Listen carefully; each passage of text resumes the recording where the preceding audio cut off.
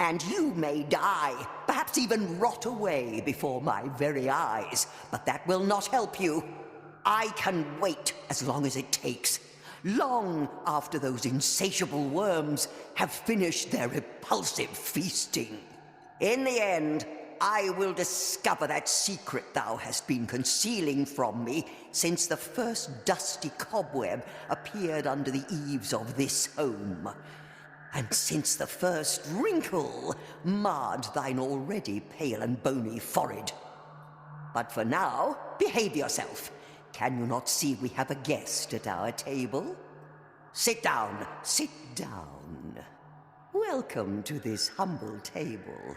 My name is Castula, for that was what my parents so desired. It is a great rarity these days for footsteps to echo through these lonely halls. And believe me, yours have not gone unnoticed. What dost thou seek here? Dost thou crave the same fate that befell so many unfortunates who ended up possessed by the very gold they sought to make their own? Yes, this manor is awash with mysteries, secrets, and curses. If only I could find the hiding place of my brother Trifon's manuscript, perchance I might have at least one less mystery to solve. How deluded you are. Did you think you could keep it from me any longer? Do not listen to this brother of mine, dear visitor. Do not believe his untruths.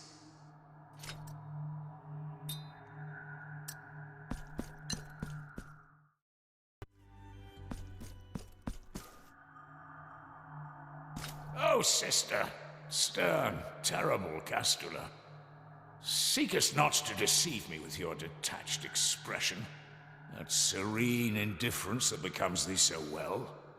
I know you hear my words, even though the look you return to me arises from the depths of the shadows themselves. Welcome, visitor, to this table of reproach and intrigue. My name is Trifon, for that was what my parents so desired. Payest no attention to my sister's words, nor her silences, for just by looking at her withered face one can sense her malicious smile. No, I am no longer interested in your confabulations. Thine understanding has long been governed by a dastardly imagination. I remember when you had that old blue-green headscarf. It was so soft. You kept saying that it transported you back to other times, to distant memories. If you held it now in thine hands, perchance you might cease with thy constant accusations. You would never have lost it if, just for once, you had stopped rummaging through my affairs.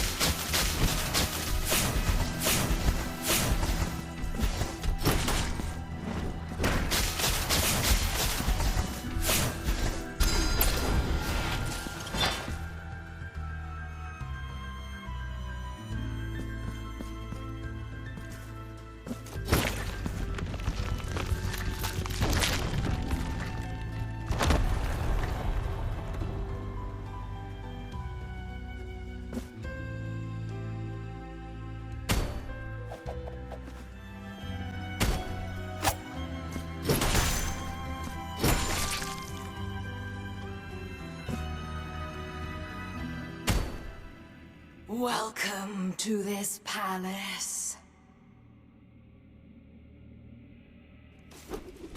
How silent, how mundane these luxurious chambers have been.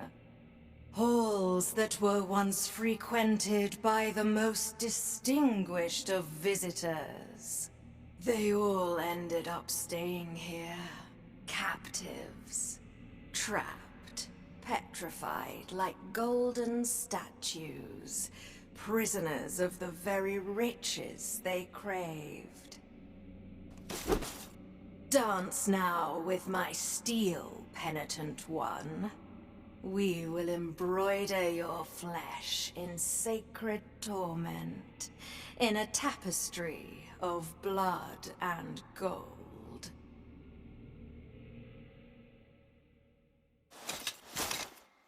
On guard.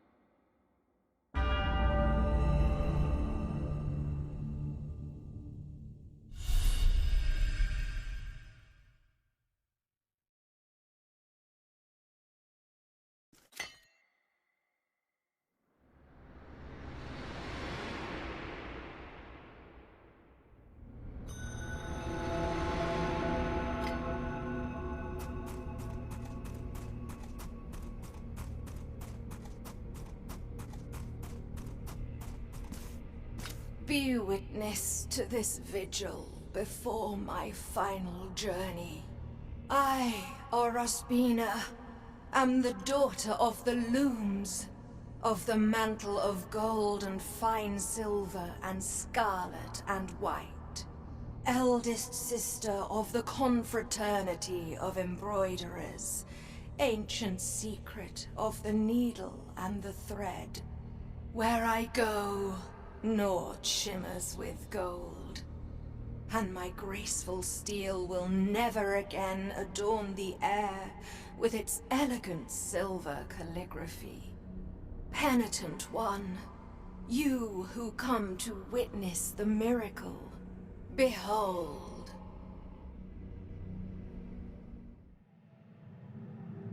But their plea was so humble and true that the miracle, whose lofty reasons are beyond our earthly ken, finally stirred from its slumber, aroused from its repose, and moved by the sweet melody of such noble supplications, it blessed this couple of devout believers, whose faith had never wavered, granting them the child they so desired.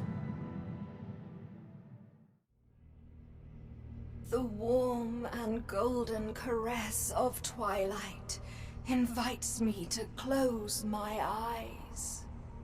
Let the miracle cast open its black gates, so I might venture to where that terrible dream from which one never wakes awaits.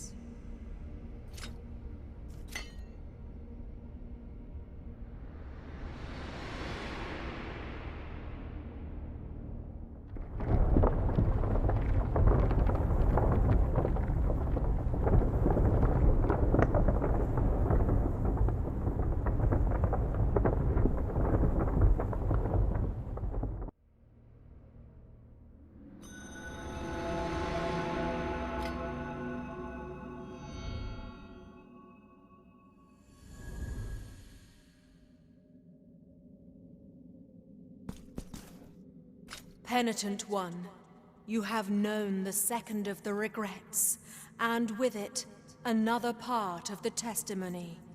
The figure of the Mother has descended, full of mercy. Anon, the upper part of the city, separated from the rest by the miracle's design, will join the rest.